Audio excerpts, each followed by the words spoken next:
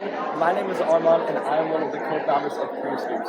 And today I'm joined with a very powerful female leader whom I had the pleasure of listening to her talk about not just the ethics of AI, but how she uses it on a day-to-day basis. And it was just very inspirational. So without further ado, here's Naba.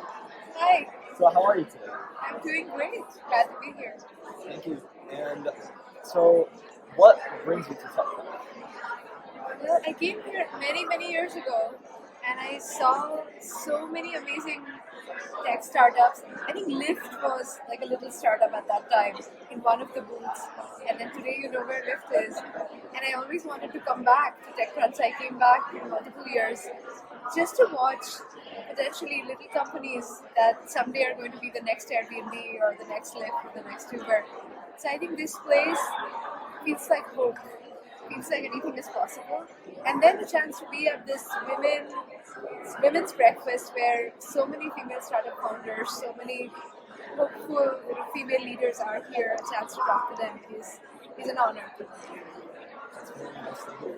So tell me more about yourself. Like, what do you do? I lead the trust and safety team at Airbnb. I have been at Airbnb for the last 4 years. And so, if any of you use Airbnb, whether you're creating an account, searching for a listing, booking on Airbnb, behind the scenes, it's my team with their machine learning and AI models trying to predict if there is any risk and they're trying to minimize the chances of that risk. If something happens on Airbnb, we are constantly learning from those and getting better. And before Airbnb, I was at Walmart for almost 13 years running their search team, running product for selves.com. I'm also the first female engineer of my family. Grew up in India. I'm an immigrant to this country. I'm the mother of 5 teenage kids. Hard to believe. And yeah, so that's my story.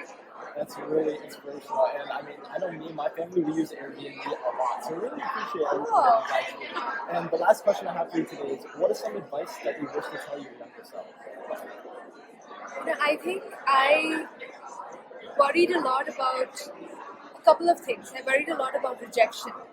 Many times as women, we don't raise our hand saying that, yes, I can do that thing because we are worried that someone will say no. And I would actually say, get used to no. Because if you keep raising your hand and someone says no, then you can ask the next question, which is, why no? And then they will tell you why no. They will tell you that you need to work on this, you need to work on this, and then you can work on those things and get better.